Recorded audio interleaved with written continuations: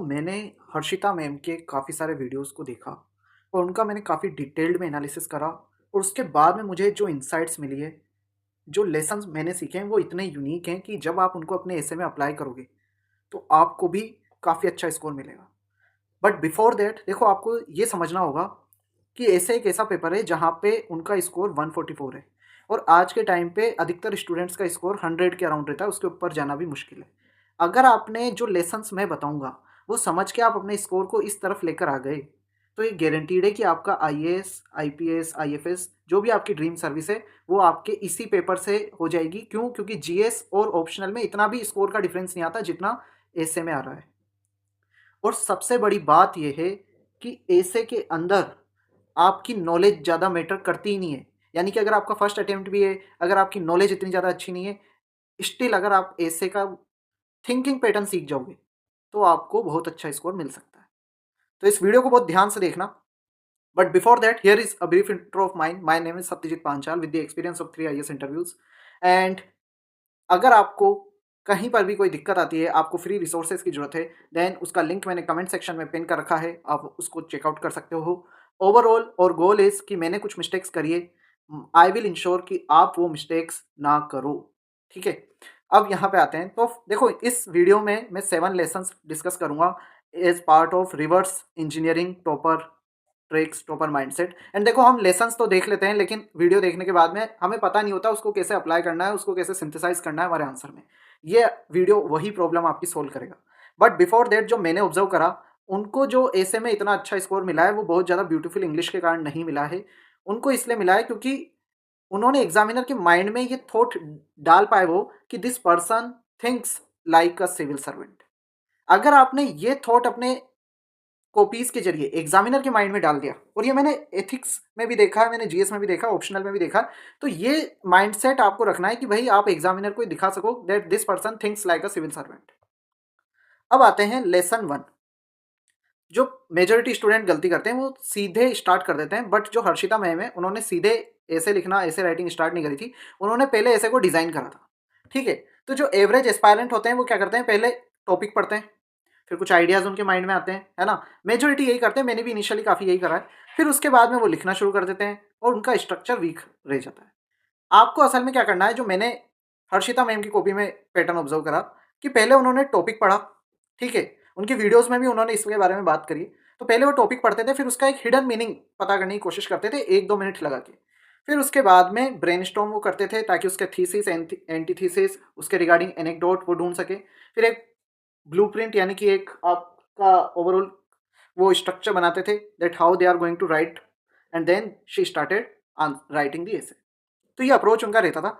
अब देखो यहाँ पे फॉर एग्जाम्पल ये मैं टॉपिक उनका लेता हूँ, उन्होंने इस पे ऐसे लिखा था, technology like art is a soaring exercise of human imagination. तो अब अधिकतर स्टूडेंट क्या करेंगे, टेक्नोलॉजी पे उनको लगेगा टॉपिक है, ठीक है, तो टेक्नोलॉजी डिस्कस करना स्टार्ट कर देंगे। उन्होंने फर्स्टली इसको थोड़ा सा ध्यान से समझा। तो देखो अगर आप इस लाइन को अच्छे से देखोगे तो यहाँ पे कहना क्या चाह रहा है, स्टेटमेंट की ह्यूमन इमेजिनेशन है ये। तो आर्ट की तरह, जैसे आर्ट एक एक्सरसाइज है ह्यूमन इमेजिनेशन की, यानी कि ह्यूमन इमेजिनेशन के अंदर आर्ट भी आती है और टेक्नोलॉजी भी आती है। तो बड़ी चीज क्या है यहाँ पे, ह्यूमन इमेजिनेशन। लेकिन मेन टॉपिक क्या है, टेक्नोलॉजी की, कैसे technology is a soaring exercise of human imagination. तो पहले उन्होंने इमेजिनेशन के बारे में बात करी ताकि वो इसको एड्रेस कर सके, फिर वो आए आर्ट पे और फिर वो आए मेन टॉपिक पे जो था टेक्नोलॉजी। तो इससे पूरा फ्लो बना। आप समझो, जो सबसे बड़ी चीज है उसको उन्होंने लिया, ठीक है, फिर आर्ट को लिया और फिर उसके बाद में वो टेक्नोलॉजी पे आया, फिर उन्होंने टेक्नोलॉजी पे कंप्लीटली डिस्कशन करा आगे कि कैसे वो एक सोरिंग एक्सरसाइज है ह्यूमन इमेजिनेशन की। तो इस तरीके से वो तीनों को कनेक्टेड दिखा पाए। लेकिन ये चीज तब हुई जब उन्होंने पहले से ही माइंड में फ्रेमवर्क डिजाइन करा था। तो आपको ऐसे सोचना है, ऐसे ऐसे के टॉपिक को तोड़ना है, ठीक है। बेसिकली आज के टाइम पे अगर आप देखोगे क्लियरिटी ऑफ थॉट से आपको ज्यादा नंबर मिलेंगे। स्पॉन्टेनियस थिंकिंग अगर आपने राइटिंग शुरू कर दी ऐसे में तो आपको नंबर नहीं मिलेंगे, तो इसका ध्यान रखना। दूसरा, उन्होंने एग्जाम्पल करेक्ट नहीं करे। देखो ऐसे जीएस की तरह नहीं कि आप बहुत सारे एग्जाम्पल डाल दोगे आपके नंबर मिल जाएंगे। ऐसे में आपको डायमेंशन देखने पड़ेंगे और वो डायमेंशन पेसल अप्रोच से थोड़े से अलग होने चाहिए, क्योंकि ये अप्रोच सब फॉलो कर रहे हैं। ठीक है, तो मैं बताता हूँ अभी। तो देखो मोस्ट एस्पायरेंट्स का जो मैंने पैटर्न देखा है वो क्या करते हैं, जैसे इसी ऐसे पे वो टेक्नोलॉजी कैसे ह्यूमन इमेजिनेशन का आउटकम है, एआई कैसे है, स्पेस कैसे है, डिजिटल इंडिया कैसे है, इसके बारे में बात करते हैं। उन्होंने क्या करा, उन्होंने इसकी बजाय डायमेंशंस लिए, ठीक है, जैसे कि बिजनेस, उसके अंदर एयरबीएनबी जो टेक है वो कैसे ह्यूमन इमेजिनेशन से आई, हेल्थ, कोविड-19 वैक्सीन कैसे ह्यूमन इमेजिनेशन का पार्ट थी, हिस्ट्री में फायर कैसे ह्यूमन इमेजिनेशन से आई, एनर्जी में सोलर एंड विंड, इंफ्रास्ट्रक्चर के केस में अजंता केव्स, स्पेस के केस में इलॉन मस्क की इमेजिनेशन। तो ये सारी चीजें उन्होंने इस तरीके से एग्जाम्पल लिए, ना तो ये पेसल जैसे लग रहे हैं लेकिन ये ब्रॉड भी लग रहे हैं। तो आपको इस तरीके के एरियाज लेने, उसमें उस टॉपिक को, उसकी एप्लीकेशन को कनेक्ट करके दिखाना। ठीक है, तो एक कीवर्ड से उन्होंने 6 सेक्टर्स को टारगेट करा। तो पेसल की बजाय आप ऐसे सेक्टर वाइज टारगेटिंग करोगे तो आपका आंसर थोड़ा अलग लगेगा, है ना।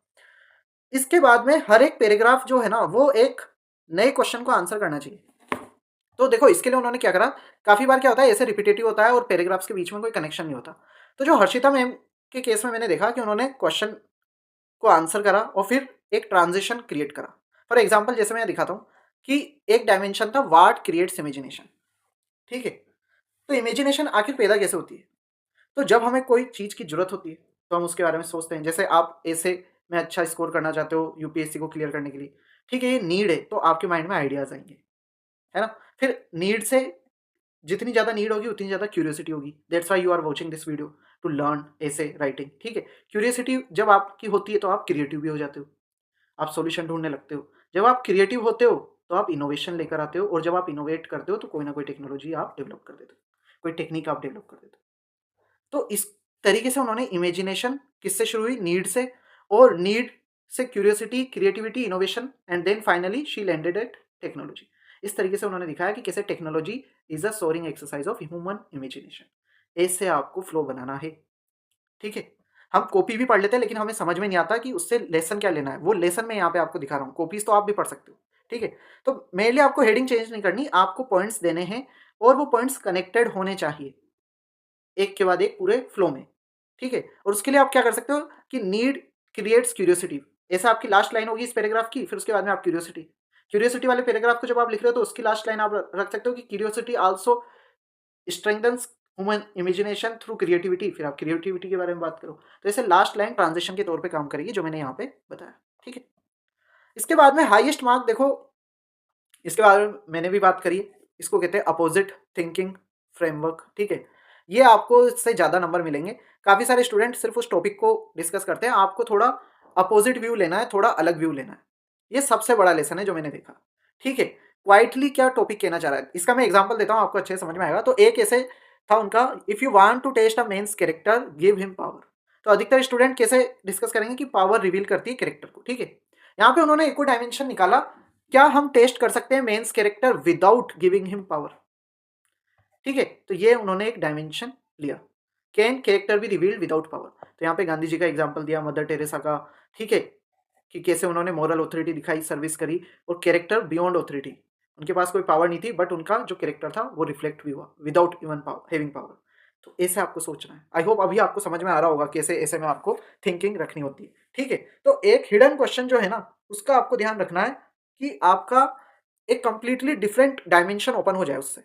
ठीक है, she thought like an administrator, ये एक बहुत ज्यादा इंपॉर्टेंट चीज है। देखो फिलोसोफर क्या होता है, फिलोसोफर काफी ज्यादा नॉलेजेबल हो जाता है बट वो एडमिनिस्ट्रेटर की तरह हमें सोचना है। ठीक है, जैसे हमें स्टॉप नहीं होना है प्रॉब्लम्स के बाद में, हमें उनके सॉल्यूशन की तरफ जाना है कि क्या institution, governance, citizen responsibility, balanced optimism की हाँ चैलेंजेस हैं but we are working and we will make progress in this regard.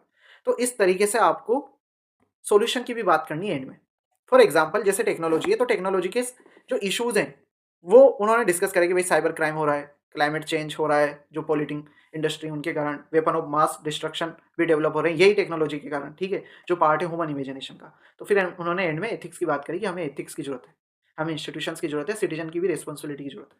तो ऐसे आपको सोल्यूशन हमेशा देने, तभी आपका ऐसे एक बेटर ऐसे होगा और आपको नंबर मिलेंगे।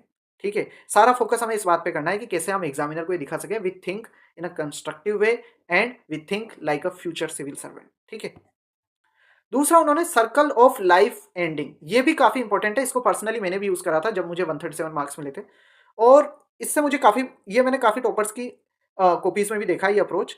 देखो एंड में हम जब कंक्लूजन लिखते हैं तो हम लिख देते हैं गवर्नमेंट को ये करना चाहिए या फिर ये होगा आगे जाके, विजन लिख देते हैं। बट इन्हें एक फुल सर्कल डालोगे ना तो आपको ज्यादा मतलब बेनिफिट मिलेगा, आपका ऐसे बहुत ज्यादा मेमोरेबल होगा, इमोशनली एग्जामिनर कनेक्ट हो जाएगा। तो जैसे उन्होंने राइट ब्रदर से स्टार्ट करा, अपने ऐसे को कि कैसे उनकी इमेजिनेशन ने जो एयरप्लेन वाली टेक्नोलॉजी वो डेवलप करी, तो उससे उन्होंने उस ऐसे के स्टेटमेंट को जस्टिफाई करा इंट्रो में एनेक्डोट देके।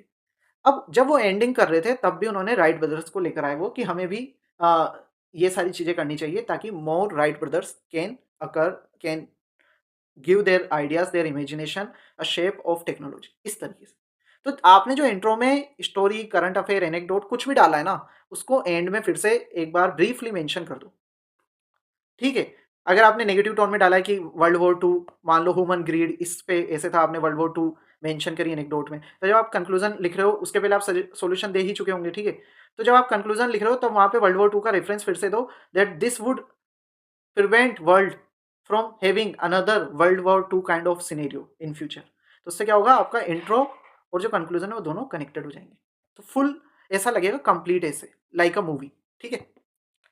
फिर ऑथेंटिसिटी बीट्स डेकोरेशन। देखो काफी ज्यादा फैंसी हमें लगता है कि भाई बहुत ज्यादा अच्छी वोकेबलरी होनी चाहिए, क्योटेशन हम याद करके चल जाते हैं, फिलोसोफर्स के नेम, फिलोसॉफी हम वहां पे रखते हैं, लेकिन ऐसे ये सब चेक नहीं कर रहा है, ठीक है। ऐसे आपकी ओरिजिनलिटी को शो करने का एक पेपर है, तभी आपको उसमें सफिशिएंट टाइम भी मिलता है, वर्ड लिमिट भी मिलती है। तो आपको हमेशा क्या करना है, आपको जो मैंने इनकी कॉपीज में भी देखा, इनके वीडियोस में भी देखा, कि आपको पर्सनल ऑब्जर्वेशन है ना वो शेयर करना है, एवरीडे लाइफ में जो आपने एग्जांपल्स देखे हैं वो आपको शेयर करने हैं। ऐसे एक तरीका है कि आप अपनी लाइफ शेयर कर सको एग्जामिनर के साथ, आपने क्या देखा, आपने क्या ऑब्जर्व करा, वो आप शेयर कर सको। जब ये दो चीजें करोगे तो वो थिंकिंग ऑटोमेटिकली आपकी ओरिजिनल होगी, लैंग्वेज सिंपल होगी और एग्जामिनर कनेक्ट करेगा। जब एग्जामिनर कनेक्ट करेगा तो आपको नंबर भी मिलेंगे। तो इससे क्या होगा, आपका आंसर ऑथेंटिक हो जाएगा। ऐसा नहीं होगा कि आपने सेम मटेरियल पढ़ा और वही आप लिख कर आ गए। तो ये चीज़ों का इस्तेमाल करो अपने आंसर्स में, स्पेशली इन ऐसे एथिक्स कोशिश करो, इन दोनों में तो करो ही सही, ठीक है। ओवरऑल अगर देखें तो उनका जो फ्रेमवर्क था जिससे 144 मार्क्स मिले और जिससे आपको मिल सकते हैं, कि टॉपिक का इंट्रोडक्शन, डायमेंशन, कंक्लूजन ऐसे नहीं करना है। देखो ये अप्रोच काम करती है जीएस पेपर में। ऐसे में आपको क्या करना है, आपको हिडन मीनिंग देखना है, थोड़ा 1-2 मिनट लगा के उसका कॉन्ट्रेरियन, अपोजिट साइड, कुछ डिफरेंट एंगल देखना है, ठीक है। फिर उसके अकॉर्डिंग आपको डिफरेंट डायमेंशन में आइडियाज ब्रेनस्टॉर्म करने हैं और उनको ऑर्गेनाइज करना है एक पूरे फ्लो में, जैसे मैंने ट्रांजिशन बताया था कि क्यूरियोसिटी, क्रिएटिविटी, ये सब। फिर उसके बाद में आप मल्टीपल डायमेंशन देखोगे, फिर काउंटर व्यू के अंदर भी आपको मल्टीपल डायमेंशन देखने हैं, फिर सॉल्यूशन आपको देने हैं, और जब सॉल्यूशन आप दो तो जहां से आपने ऐसे को स्टार्ट करा था, जिस एनेक्डोट से, ठीक है, या स्टोरी से, इवेंट से, उसी को आपको ब्रीफली रेफरेंस दे देना है कंक्लूजन में, ठीक है। इस तरीके से अगर आप देखोगे, ऐसे जो है वो स्टोरी टेलिंग एंड थिंकिंग को आपकी इंपॉर्टेंस दे रहा है, इन्फॉर्मेशन को इंपॉर्टेंस नहीं दे रहा। इसलिए मल्टीपल अटेम्प्ट होने के बाद में भी काफी सारे स्टूडेंट्स के जीएस में तो मार्क्स इंप्रूव हो जाते हैं, ऐसे में नहीं होते। और यही एडवांटेज है, अगर ऐसे में आपने थिंकिंग, ये जो मैंने लेसन आपको बताया, आपको भी देखकर अभी फील हुआ होगा कि हाँ अगर ये सब मैं करता हूँ तो मेरे मार्क्स इंप्रूव हो जाएंगे। तो बिना नॉलेज के, यहाँ पे मैंने ये नहीं बताया कि ये पढ़ लो वो पढ़ लो, बिना नॉलेज बढ़ाए ऐसे में आप नंबर बढ़ा सकते हो, सिर्फ थॉट प्रोसेस चेंज करनी है। ऑल्दो ये तो पूरे जीएस में ही है, बट ऐसे में तो काफी ज्यादा मैटर करता है। तो ओवरऑल अगर समअप करें, बेटर इंग्लिश की जरूरत नहीं है ऐसे में मार्क्स लेकर आने के लिए, बेटर ब्रेनस्टॉर्मिंग की जरूरत है, कनेक्शंस की जरूरत है, एडमिनिस्ट्रेटिव थिंकिंग यानी कि सॉल्यूशंस की जरूरत है, सॉल्यूशन ओरिएंटेड थिंकिंग की जरूरत है, स्ट्रक्चर बेटर होना चाहिए, उसके लिए आप पहले ब्रेनस्टॉर्म करो, स्टोरी टेलिंग की जरूरत है, इसके लिए आप लाइफ साइकिल वाली अप्रोच जो मैंने बताई वो यूज करो, जिससे आपका क्लोजर बेटर होगा। और जब आपका कंक्लूजन पढ़ेगा एग्जामिनर तो उसको एक फुल सर्कल वाली फील आएगी, उसको वो एक याद रहेगा, वो कनेक्ट करेगा पूरी स्टोरी से, और उस टाइम पे वो आपको ज्यादा नंबर भी देगा बाकियों से, क्योंकि ये मैंने बता दिया, इसके बाद भी काफी सारे लोग ये फॉलो नहीं करते, ठीक है। तो ओवरऑल हाईएस्ट स्कोरिंग ऐसे वो नहीं है जो एग्जामिनर को इन्फॉर्मेशन से इंप्रेस करे, वो काम आपको जीएस में करना है। हाईएस्ट स्कोरिंग ऐसे वो होता है जो एक जर्नी ऑफ आइडिया पे लेकर जाए, मूवी की तरह, नॉवल की तरह रिफ्लेक्ट हो, पर्सनल ऑब्जर्वेशन की एग्जाम्पल से भरा हो, ऑथेंटिक हो, वो ऐसे आपको नंबर दिलाएगा। So this was the analysis of Harshita ma'am's ऐसे स्ट्रेटेजी।